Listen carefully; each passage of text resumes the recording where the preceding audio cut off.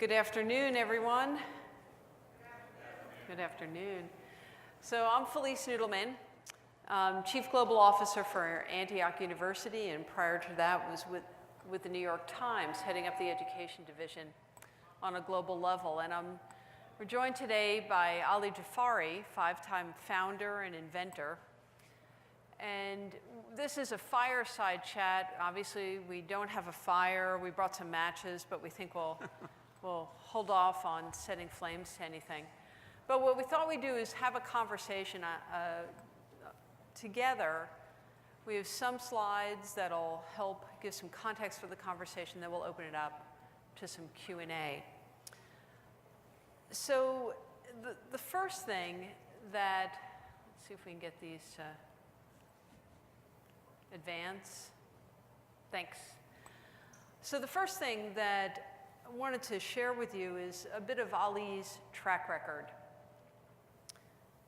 And Ali, you have an incredible record of success. I've known you for more than a decade. I first got to know you when I was at the New York Times and was leading the acquisition of Epsilen, one of your inventions, for the New York Times. And we were looking for a platform that we could use to display all of our and distribute all of our content back to 1851, and that we could really put into market for all K-12 and higher education. That product was subsequently picked up by the entire state of Texas. But what I came to know is your role as an inventor and the incredible success you have. And this is the question I never really asked you. So what was your recipe for success?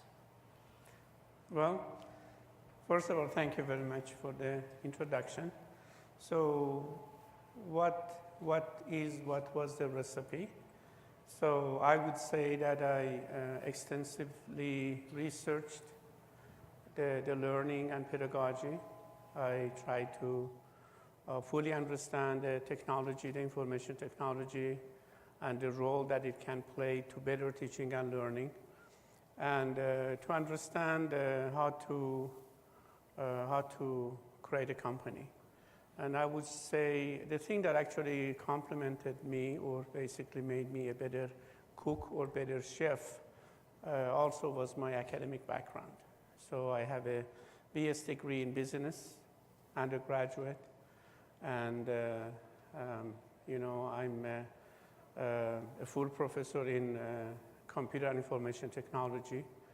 And also, in fact, one of the courses that I teach is entrepreneurship. So I happen to know about the entrepreneurship. So the academic background that I have could also help me to implement a good recipe. So you have, as people can see, you first started OnCourse, which then became Sakai, which many institutions, including Antioch, still utilize. You then worked on and created Angel Learning, Epsilen, and now you have Course Networking. So Angel Learning was acquired by Blackboard for $100 million. So you're a rich guy. So why not retire? I mean, if I were you, I would think about retiring maybe. So why continue? What problem are you still trying to solve? Well, maybe why should I? Can we change slides? Thanks. It's very interesting story. It was one Friday afternoon that I got a phone call, maybe around 8 p.m. From the CEO of Angel Learning. And so I was kind of very curious why he's calling me. I was kind of guessing, but he said, sit down. I have a very important good news for you, and mentioning that you are a 8-digit multimillionaire and so on and so forth. But anyhow, it never crossed my mind, the retirement. I, in fact, was worried about the work that I'm doing on Monday and Tuesday. So I went to work, and all of my colleagues were asking the same question. Say, are you retiring now? Are you going to come back to work? And I say, no. In fact, my department chair asked me the very next day that, should I put you down for teaching for next fall, or are you going to retire? But the thing is, all of my life, especially my professional life, I used to wake up at 6 a.m. and be worried about the project that I really love to do. So me imagining getting retired, I mean, definitely I'm going to be depressed. I'm going to get bored. So no, I don't think if I want to retire. So instead, what I did was I did extensive research around that time to understand what are the shortcomings of LMSs, because as you know, all of my life I've been developing and commercializing LMS, and to see to what extent actually has played its role. Because as we know, information technology, since it was invented in mid-90s, since the web was invented in mid-90s, it played a major role as an enabler in every sector of society. We know that. I mean, look at Amazon. I mean, look at Facebook. Look at LinkedIn. But when it comes to education, no, it hasn't played a major role as an enabler. So again, the question is, especially for someone like me who's been doing research and development on learning management systems, so what is wrong with it? Why it doesn't work? And that was the time that I realized that actually, basically what we have now is what we invented about 20 years ago. Everybody is thinking inside of the box. We are not paying attention to social learning, social networking. We are not trying to, for example, connect a student to outside of the classroom. Still, the LMS thinking was as is to connect a student with a classmate. So my intention was to publish it as a white paper. I mean, honestly, I wanted it to publish as a white paper. But the more I researched it, the more I realized that somebody needs to truly develop and commercialize the next version of the LMS. So with this, I basically went and talked with the president of IU, Michael McRobbie, and say, how would you like to do another project like Angel Learning? And actually, we do it half and half in terms of the investment.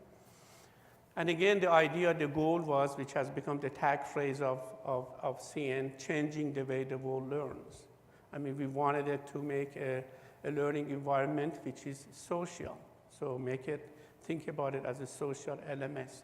We wanted it to have the capability of connecting a student to students all over the world. I mean, imagine you are taking a physics course, and you have the opportunity to dynamically and in fact intelligently connect it to other students who are taking a similar physics course all over the world, in China, in Afghanistan, in Europe. And so this is basically what we are talking about. I mean, imagine including the attractiveness and the gamification that is available in social networking. So that would be a different kind of learning environment. So with this, we decided to create yet another company, which we're calling it Course Networking. And again, course networking as compared to course management system, because it's not all about the management and about the content management system. It's going to be about the networking, social learning, social pedagogy. So it sounds like it's a student-centered yes. type of environment, or a learner-centered type of environment. Whereas typically what we're used to using is a faculty gets on, they build their course, or they use it as a repository for documents. So it is really a management, and then it feeds into our registrar system, our backbones, and uses that way. What happens when a student comes on to CN or a faculty comes on to CN? What's the experience? How does it really differentiate itself? Okay. In fact, this is what all the students say, because we extensively research a student, at the end of the semester. They say, when I go to CN, it's exactly like I went to my Facebook.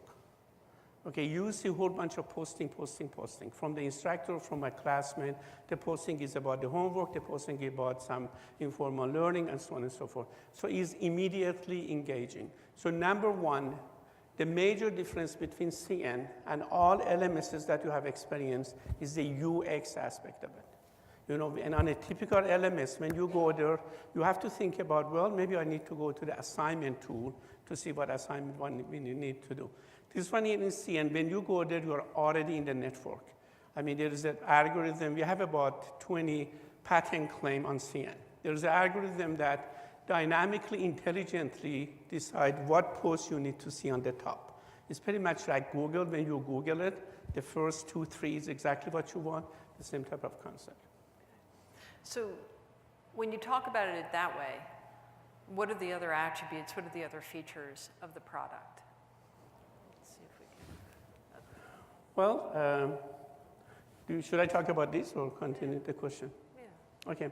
Now let me tell you what is the CN is about. So CN is, of course, I don't want to call it LMS. I'm calling it learning environment. So is software as a service hosted on Amazon, and it provides 100% LMS functionality. So it could be used to put courses online.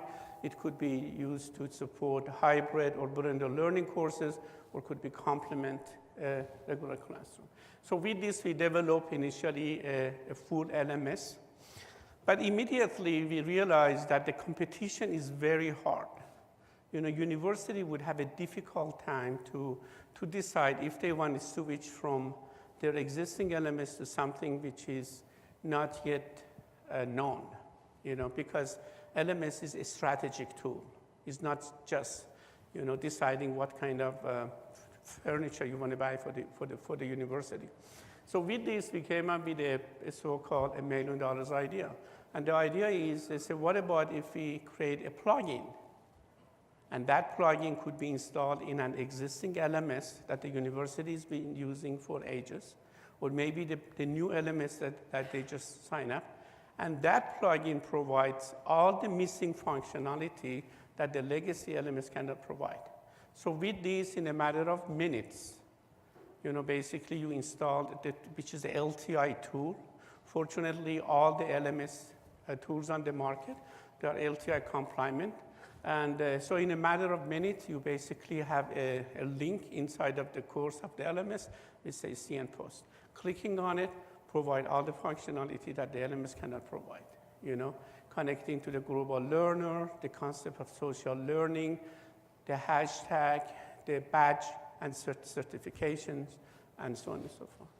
And then I strongly believe that the e-portfolio must be included in LMS. Must be included. The idea of using a third-party e-portfolio never worked, never will. It has to be part of that. So with these, if you look at CN is basically a giant, is basically the academic social networking. The engine, the way that it works is like Facebook, okay? It's basically building the relationship between you and your friends, with your classmates, with your campus, and so on and so forth. And then we provide a series of functionality, which is the LMS functionality, as I say, and the e-portfolio functionality. So everyone by default has an e-portfolio. The e-portfolio is going to be lifelong. So even if the institution drop licensing of the CN, a student can still use the e-portfolio. And then we also realized, in fact, that was by accident, that there are places that they want to take the engine and modify it because of, let's say, like in Malaysia, for example. They want to customize it according to their pedagogical need that we have. We said, well, we're going to open source it. We give you the license for all the IPs that we have, and you can modify it, and maybe you can bring it up as an LMS for the entire country. Okay, so in this, basically could be, the idea is that would be very heavily subsidized. So other universities, they already have an LMS if they wanted to use. And remember, the difference between the CN and other LMSs is, in CN, everybody is in the same giant database, okay? Everybody, it doesn't matter if you are in University of Wisconsin or Indiana University or a university in Dubai, everybody is there. So, but of course, I'm sure some of you may have questions about the privacy, about the FERPA, about the accessibility. But this is basically what it took us about 4 years to do that. FERPA was kind of killing us, how to make it FERPA compliant. But actually, we did all of those. The thing that we are very, very excited about is the consortium idea. Okay, the consortium idea is, I don't believe that the technology should be developed by technologists, Why don't we, as an educator, because remember, we are creating all of those programmers in your universities. We have the base researchers. So why don't we try to continue doing the development and the refinement by the member of the consortium? So a very nominal fee, the campuses that they use CN, they become a member of the consortium. By doing that, again, they could have an instance of the CN running on their campus for their research, development, and entrepreneurship. Because entrepreneurship is very important. For example, the campuses can develop their own apps around the CN. As long as they use it internally, it's fine. But if they want to commercialize it, maybe we can even help them to commercialize it. We have several campuses that actually they want to use the CN as part of a multi-million dollars NSF grant. So basically use it as an engine and kind of modifying it to do the data collection, the big data analytics that they wanted it to do. Again, this is something that we could provide as part of the consortium.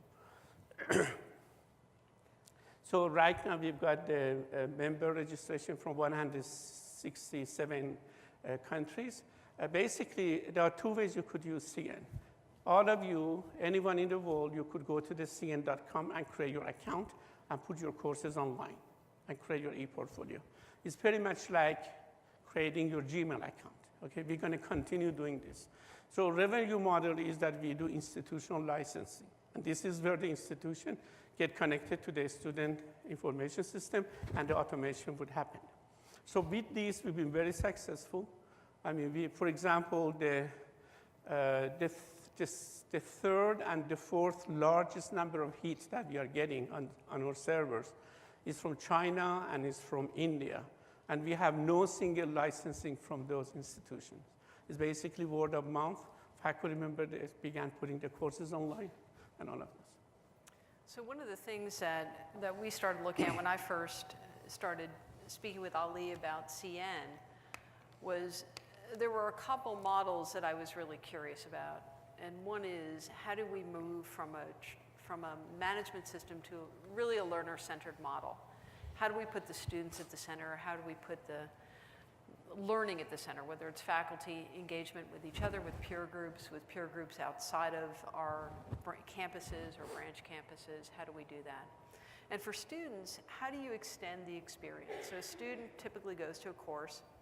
They sit in that course for a semester. There are a number of courses. They make connections with faculty. They make connections with other students. And the content doesn't die. And we all know that if we could assess students, as we do assess students, we'd realize that learning takes time. That oftentimes what goes on in a discrete unit or a discrete class doesn't really produce fruit until months or even years later. And by that time, it's all gone.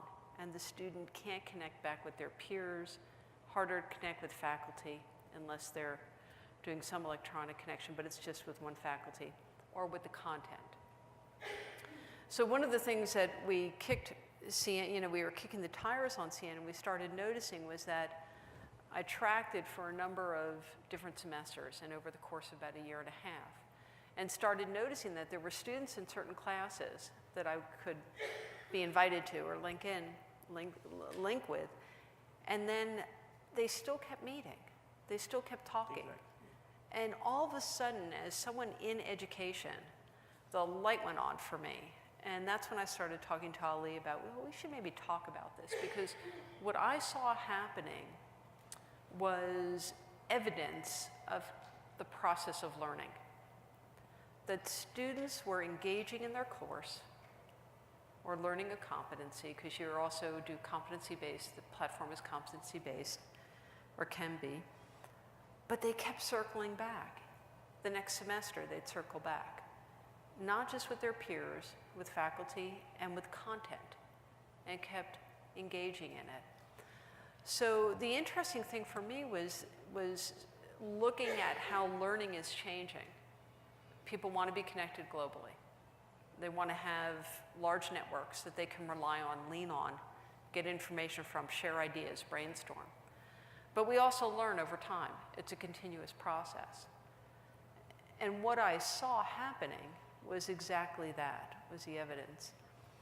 So when you talk about that, how long, how sticky is this platform really? I mean, what are you seeing? I saw this as sort of, very episodic because I kept going in and out of CN.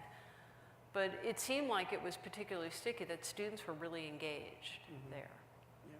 Well, as I mentioned, every semester, at the end of the semester, the CN has a very nice poll tool inside of it. So we push poll question to the student and ask about half a dozen of questions. And the question that we are basically asking is on a scale of 1 to 10, how much CN has been more engaging, more entertaining, better than the other LMSs that you can use. Interestingly, is on a scale of 1 to 10, we get 7 and 8, okay? And again, we are not just doing a survey from one class. I mean, we are doing survey from hundreds of courses all over the world. It's not even just US, you know, in Malaysia, China, and so on and so forth. We had to change a lot of rules and practices and principles that the LMS company has been doing for so many years and still is doing it. For example, in CN, if you are teaching your course is going to be there forever. The course doesn't get canceled, okay? Because actually we are hosting it, university is not hosting it. So what Felice is talking about is very interesting. Let's say you took a course 3 years ago, still you can go to that course and still you can see your classmate. And remember, everybody in CN has a lifelong e-portfolio. So from there you just do a click and you know where that person is, you know, with this concept. So this has been actually is really, really working. Our goal was, I mean, when I met with our president, we said we want to create something which is sticky. You know, the problem that we have had and we continue having is every day I walk in the hallway of the campus before I go to the Cyberlab, and I see hundreds of students, their laptop is open. They are not using LMS. You know, they are using the Facebook, social networking. So this is basically something wrong that we have to do. Why don't we make it engaging, interesting, so a student can actually begin using the LMS, not just go there to check the grades. I mean, the reality is, although universities may have different kind of data to share, but the LMS is being used to maybe submit your homework, check your grade. The teacher would go there to correct the homework, maybe some announcement, and so on and so forth. Okay, this social learning, social engagement, this getting a student excited is not quite there. Something that we introduced that the students are loving it and we are running out of time is badges. Okay, there are about 8 set of badges that the instructor on a given time can give it to the student in 4 seconds. Automatically goes to the student portfolio, is certified, and so on and so forth. There are badges that automatically created, like post of the week. So every course, every Saturday, there's an algorithm running and identify the best post that the student put in the class and give him a badge with a congratulations email. Okay, now we are also implementing course of the week. So only one course in the institution will be identified as course of the week, which basically a congratulations email from the provost could go to the instructor. So we are using a lot of technique to encourage a student to use the LMS and also to encourage the faculty member. And you know the problem that we have mainly are the faculty member, not the student.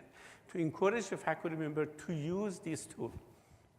And the students are the ones because they're getting very involved with it. So if they have badges, they're sharing content, they're talking about what they're doing, and the faculty then are getting more engaged. So let's just talk about the final thing, which is, so what's the business plan? I mean, how are you going to grow this, and where are you in terms of the growth in the business cycle right now? Okay, we are basically sitting on a multi-billion dollars first mover advantage. We know it, okay? And what is that? The creation of this academic social networking. Like LinkedIn, which is a professional networking, Twitter, which is the information networking. There is a vacuum for academic social networking. Okay, this is what we believe that the CN ought to be. And with this, the idea is that we raise some fund, and basically most of the fund would go for the marketing and giving away the e-portfolio all over the world. So we create this huge, giant, worldwide social network academic that all the students are there. And this is basically our next goal. And thank you. We have to finish because we have only 17 seconds left. Yes. So if anyone has any questions, we can probably take a quick one. If not, Ali will stick around for a little bit. Yeah. Well, we're going to be here. We'll be here. So. All right. Thank you. Thank you.